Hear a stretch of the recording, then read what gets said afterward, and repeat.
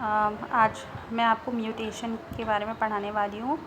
Mutation जो है एक तरीके का ऐसा फेनोमेना है जिसमें जो हमारे जो क्रोमोसोम्स में जो जीन्स प्रेजेंट होते हैं और जीन्स में डीएनए प्रेजेंट होते हैं, उनमें किसी तरीके की चेंजेस आ जाते हैं due to the environmental factor, और बहुत सारे ऐसे कारण होते हैं जिनकी वजह से चेंजेस आ जाते हैं, जिसकी वजह से जो डीएनए की जो कोडिंग होती है वो डिस्टर्ब हो जाती है। और जो एक ऑर्गेनिज़म है उसमें आपको जीनोफाइटिक और फिनोटाइपिक यानी फिजिकल और जेनेटिकली आपको चेंजेस नज़र आएंगे। ये चेंजेस जो होते हैं वो एक तरीके के डिसऑर्डर्स होते हैं। तो अब हम ये पढ़ेंगे कि ये इस तरीके की चीज़ें क्यों होती हैं, ऐसा क्या होता है और किस तरीके के इफेक्ट्स देखने को मिलते हैं। ठीक है, तो let's start with the reading. Mutation is a phenomena which results in the alteration of DNA sequences and consequently results in the change in the genotype and the phenotype of an organism. Mutation एक तरीके का phenomena है जिसमें आप DNA के जो sequences हैं उनमें किसी तरीके के changes हो जाते हैं, जिसकी वजह से जीनोटाइप और फिनोटाइप में ऑर्गेनिज्म में आपको चेंजेस नज़र आते हैं। जैसे कि रिकॉम्बिनेशन होता है। In addition to recombination, mutation is another phenomena that lead to the variation. Recombination और म्यूटेशन देखिए दोनों अलग अलग चीज़ें। रिकॉम्बिनेशन में क्या थे कि जो दो जीन्स थे वो आपस में अलग अलग, जो कि मेल और फीमेल से आ रहे थे, उनके जो जीन्स हैं वो आपस में कंबाइन करके उनमें चेंजेस शो कर रहे थे। जबकि जो म्यूटेशन होता है उसमें जो डीएनए होता है उनमें ही चेंजेस हो जाते हैं किसी तरीके के, चाहे तो उसमें चीज़ें ऐड हो जाती हैं, चाहे उसमें चीज़ें डिलीट हो जाती हैं, जिसकी वजह से वेरिएशंस देखने को मिलते हैं। As you will learn in chapter 6, one DNA helix run continuously from one end to the other end in each chromatid and in a highly supercoiled form। देखिए जो डीएनए है, डीएनए का स्ट्रक्चर पढ़ा होगा। डीएनए का full form क्या होता है? Deoxy ribo nucleic acid. ठीक है, यानी कि न्यूक्लिक एसिड्स प्रेजेंट है, ribose nucleic acid, deoxy ribose nucleic acid DNA में के स्ट्रक्चर में प्रेजेंट होते हैं। न्यूक्लियोटाइड्स प्रेजेंट होते हैं जो कि ए, सी, जी और यू होते हैं। ठीक, अब ये जो इन चारों को मिला के ना कोडिंग्स होती हैं डीएनए में। डीएनए का जो स्ट्रक्चर होता है वो डबल हेलिकल होता है। जैसे आपने स्पाइरल बाइंडिंग वाली कॉपी देखी होगी ना, उसमें स्पाइरल की कॉइलिंग होती है, उसी तरीके से डीएनए की डबल हेलिकल स्ट्रक्चर होता है। ठीक, और ये कहाँ प्रेजेंट्स होते हैं? क्रोमैटिड्स पे प्रेजेंट होते हैं। ठीक, ये जो है क्रोमैटिड पे सुपर कोइल्ड, मतलब बहुत ही हाईली गजिन तरीके से प्रेजेंट होते हैं। ठीक है, तो if there is a loss of or a gain of a segment of DNA, it results in the alteration in the chromosomes। तो अगर किसी तरीके का डीएनए का कोई सेगमेंट जो है लॉस्ट हो जाता है, कोई कोडिंग इंटरप्ट हो जाती है, टूट जाती है, या फिर कोई और कोडिंग आके उसमें जुड़ जाती है, तो इससे क्या होता है, जो डीएनए के जो सेगमेंट्स होते हैं उनमें चेंजेस आपको देखने को मिलते हैं। क्रोमोसोम्स में जो आपको चेंजेस देखने को मिलते हैं। Since genes are known to be located on the chromosomes, alteration in chromosome result in the abnormalities और एब्रिएशंस। अगर इस तरीके के चेंजेस होते हैं, इस तरीके की चीज़ें होती हैं, तो क्रोमोसोम में आपको एबनॉर्मलिटीज़ देखने को मिलेगी। Chromosomal aberration are commonly observe in the cancer cell. ज़्यादातर आपको क्रोमोसोमल जो एब्रिएशंस है, एबनॉर्मलिटीज़ हैं, वो आपको कैंसर सेल्स में देखने को मिलेगी। In addition to the above, mutation also arises due to the change in a single base pair of DNA. This is known as point mutation. जिस तरीके से आप देख सकते हो, म्यूटेशन जो होता है वो एक single base pair of DNA की वजह से भी चेंज होता है। This is known as point mutation. तो जब किसी एक बेस पेयर की वजह से किसी तरीके का म्यूटेशन हो रहा है, चेंजेस हो रहे हो, सडन चेंजेस हो रहे हो, तो उसे हम पॉइंट म्यूटेशन कहते हैं। A classic example of such mutation is the sickle cell anaemia. इसका एग्जाम्पल क्या है? Sickle cell anaemia. आपको सिकल सेल एनीमिया पता होगा, जो आरबीसीज होते हैं वो उनका जो शेप होता है वो सिकल शेप यानी कि हसवे जैसा शेप हो जाता है, जिसकी वजह से ऑक्सीजन की जो होती है इन सेल्स में कमी होने लगती है। आरबीसीज का काम क्या होता है? ऑक्सीजन को बाइंड करना। तो ऑक्सीजन जब शेप होता पतला हो जाता है तो वो ऑक्सीजन को उस तरीके से कंबाइन नहीं कर पाते, इससे हमारे ब्लड में, हमारे जो शरीर है उसमें ब्लड की कमी होने लगती है, हीमोग्लोबिन की कमी होने लगती है। ठीक, deletion and insertion of base pairs of DNA causes frame shift mutation. आप लोग म्यूटेशन के टाइप्स पढ़ेंगे। जब डिलीशन होता है किसी तरीके से डीएनए के बेस पेयर्स में या कोई बेस पेयर इंसर्ट हो जाता है तो उसको हम क्या कहते हैं, फ्रेम शिफ्ट म्यूटेशन, जो मैंने अभी आपको ऊपर बताया था। ठीक है, the mechanism of mutation is beyond the scope of this discussion at this level. However, there are many electrochemical and physical factors that induces the mutation. बहुत सारे केमिकल और फिजिकल फैक्टर्स हैं जिनकी वजह से म्यूटेशन की जो चीज़ होती है, वो म्यूटेशन जो होता है वो होता है। वो जिन फैक्टर्स की वजह से म्यूटेशन कॉज होता है एक ऑर्गेनिज्म में, उनको हम क्या कहते हैं, mutagens. UV radiations can cause mutation in organisms and it's a mutagen. For example जो अल्ट्रावायलेट रेज होती हैं, ये जो है हमारे क्रोमोसोम्स में डीएनए में म्यूटेशन कॉज कर देती हैं, इसलिए इनको हम क्या कहते हैं, म्यूटाजन। ठीक, तो समझ में आ गया होगा आपको म्यूटेशन क्या होता है। ये बहुत इंपॉर्टेंट टॉपिक है, शॉर्ट नोट लिखने को आता है, right A short note on mutation. ठीक, मेरा भी होमवर्क आपको यही है कि right A short note on mutation. Next है जेनेटिक डिसऑर्डर्स। चीज़ में किसी तरीके की चेंजेस या डिसऑर्डर्स को हम क्या कहते हैं, जेनेटिक्स डिसऑर्डर्स। इसमें पहला है pedigree analysis. The idea that disorders are inherited has been prevailing in the human society since long. This was based on the heritability of the certain characteristics features in the families. क्या होता है, जो disorders होते हैं वो एक generation से दूसरे जनरेशन में पास होते रहते हैं और ये हेरिडिटी के बेस पे होते हैं, इसलिए ये फीचर जो होते हैं ये किसी भी फैमिली के लिए एक कैरेक्टरिस्टिक फीचर्स कह सकते हैं इनको। After the rediscovery of Mendel's work, the practice of analysing inheritance pattern of traits in human being begin. जब मेंडल का वर्क हुआ तो इनहेरिटेंस के पैटर्न को भी और उनके जो ह्यूमन बींग्स में जो उनके जो ट्रेट्स थे उनको भी, इनकी भी स्टडी स्टार्ट हो गई थी। Since it is evident that control crosses that can be perform in a pea plant और some other organisms are not possible in case of human beings. जो उन्होंने एक्सपेरिमेंट्स किए थे पी प्लांट्स में और दूसरे ऑर्गेनिज्म में, जो टेस्ट क्रॉस किए थे, कंट्रोल क्रॉसेस किए थे, वो ह्यूमन बींग में पॉसिबल नहीं है। Study of the family history about the inheritance of a particular trait provides an alternative. किसी की भी फैमिली हिस्ट्री में अगर किसी तरीके का डिसऑर्डर पैदा हुआ है जो कि इनहेरिट हो रहा है जनरेशन टू जनरेशन, तो वो हमको इसका एक अल्टरनेटिव देता है। Such as analysis of traits in several of generation of a family is called a pedigree analysis. तो इस तरीके की ट्रेट्स जो कि जनरेशन पास ऑन होते जा रहे हैं, उनको, उनकी स्टडीज़ को या उनके एनालिसिस को हम क्या कहते हैं, पेडिग्री एनालिसिस। ठीक, in the pedigree analysis the inheritance of a particular trait is represented in the family tree over generation.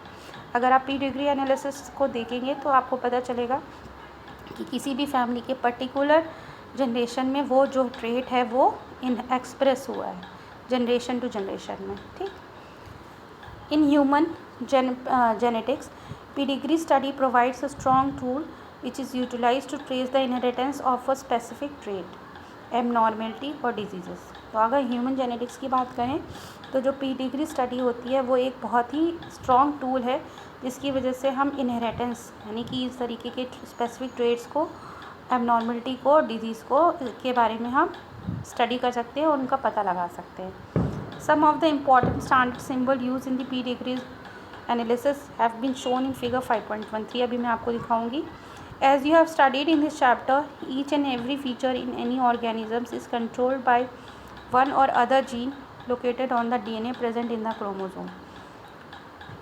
देखिए, ये तो आपको पहले ही पता है कि जो ऑर्गेनिजम्स में जो भी फीचर्स हैं वो जीन के द्वारा कंट्रोल होते हैं और जो जीन में जो क्रोमोसोम जो डीएनए में जो क्रोमोसोम जो जीन में जो डीएनए प्रेजेंट होता है उनकी वजह से वो कैरेक्टर्स हमें शो होते हैं। DNA is the carrier of the genetic information. तो शॉर्ट में डीएनए ही जेनेटिक इन्फॉर्मेशन का कैरियर है।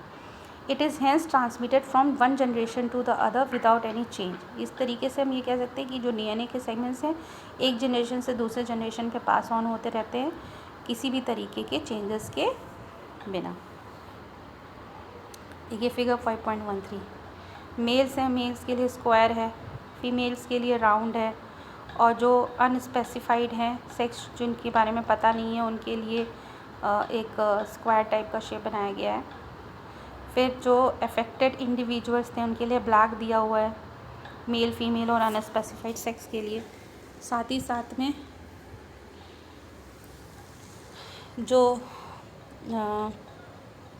Sorry it's not clear, mating जो मेटिंग हुई है उसके बाद पे क्या रिज़ल्ट आए हैं, मेटिंग बिटवीन द रिलेटिव्स किस तरीके की मीटिंग हुई है, parents above and children below, जो पेरेंट्स हैं वो एबव हैं, उसके बाद जो बच्चे हैं उनके इस तरीके से family, parents with male child affected with disease, अगर पेरेंट उनका जो ये स्क्वायर बता रहा है कि ये जो पेरेंट है उनका ये बच्चा है वो मेल है, और अनअफेक्टेड ऑफस्प्रिंग्स को इस तरीके से बताया गया है।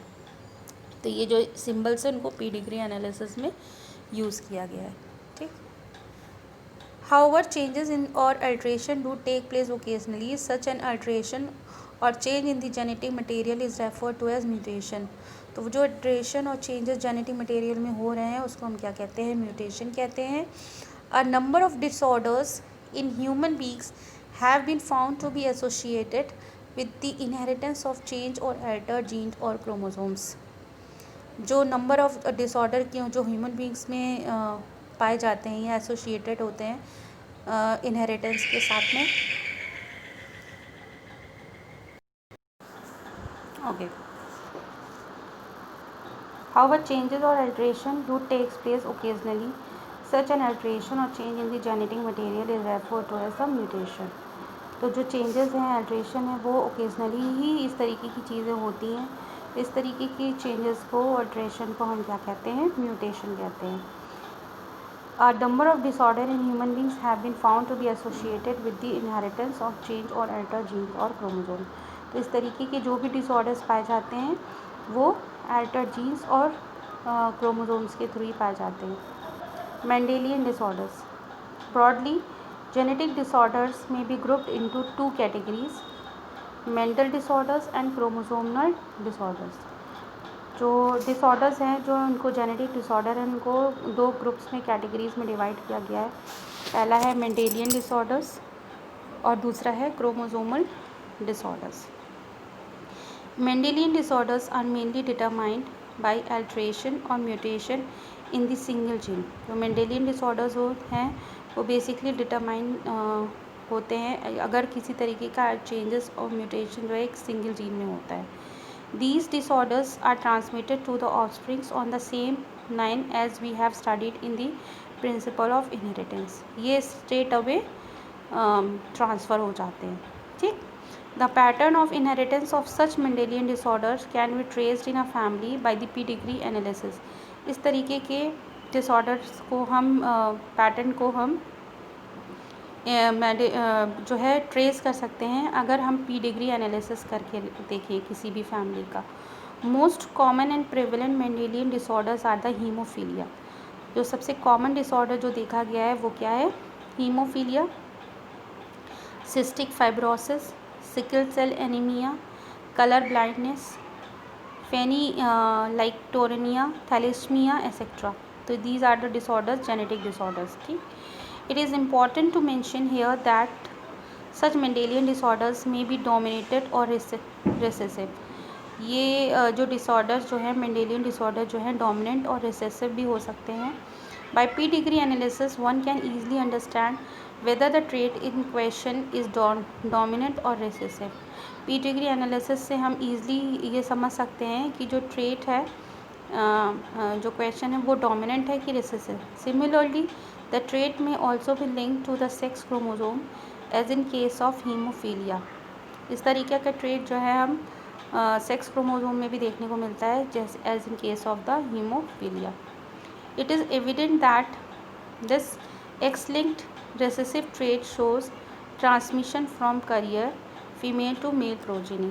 इस तरीके का जो फैक्टर होता है सेक्स लिंक्ड जो ट्रेट होता है हीमोफीलिया वो एक्स लिंक्ड होता है और रिसेसिव ट्रेट होता है जो कि ट्रांसमिशन होता है from carrier female to the male progeny, यानी female is the carrier and it get transferred to the male progeny through the female. A representative pedigree is shown in figure 5.14 for dominant and recessive trait. Discuss with your teacher and design pedigree for the characters linked to both autosomes and sex chromosomes. तो देखिए ये पहला जो है दिया हुआ है representative pedigree में से autosomal dominant trait, for example myotonic dystrophy. इसमें देख रहे हैं आप फीमेल है और मेल है। तो जो फीमेल है जब उसके जो ऑफस्प्रिंग्स हुए हैं उनमें आपने देखा कि 3 हुए हैं, एक फीमेल और 2 मेल चाइल्ड, जिनमें से 2 मेल चाइल्ड में 2 फीमेल चाइल्ड हैं और 2 मेल चाइल्ड हुए। तो इनमें से जो मेल चाइल्ड है एक और एक फीमेल चाइल्ड है, उनको ये प्रॉब्लम है। फिर नेक्स्ट में जब मेल और फीमेल को देखा अलग से हुआ, तो क्योंकि उसमें मेल में कुछ प्रॉब्लम नहीं थी और फीमेल में भी कुछ नहीं थी, तो जो उनके ऑफस्प्रिंग्स थे वो बिल्कुल सेम हुए, कोई दिक्कत नहीं हुई। जबकि इसमें क्योंकि फीमेल में दूसरी वाली फीमेल में प्रॉब्लम थी और मेल में प्रॉब्लम थी, तो जो इनमें जो फीमेल थी क्योंकि एक्स लिंक्ड फैक्टर है वो गया ट्रांसफ़र हो गया। ठीक, तो आई होप कि आपको समझ में आया होगा।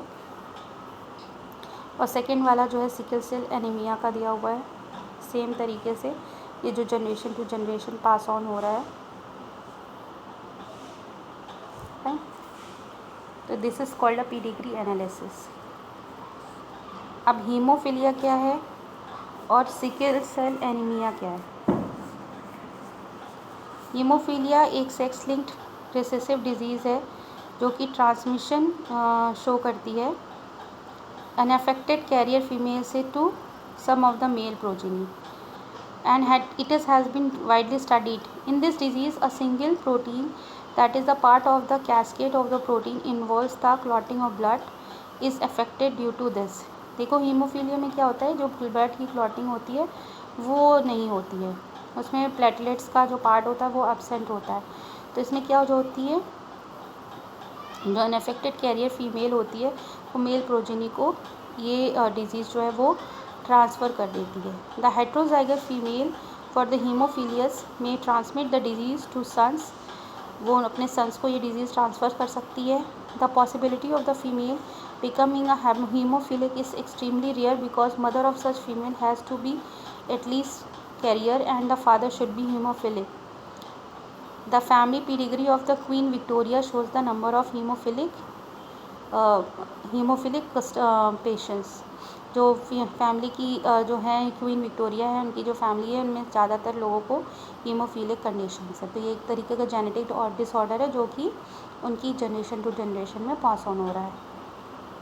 सिकल सेल एनीमिया में मैंने आपको पहले ही बताया था, जो रेयर बीसीज होते हैं उनका शेप जो होता है वो सिकल सेल हो जाता है, सिकल के शेप का हो जाता है। ठीक है,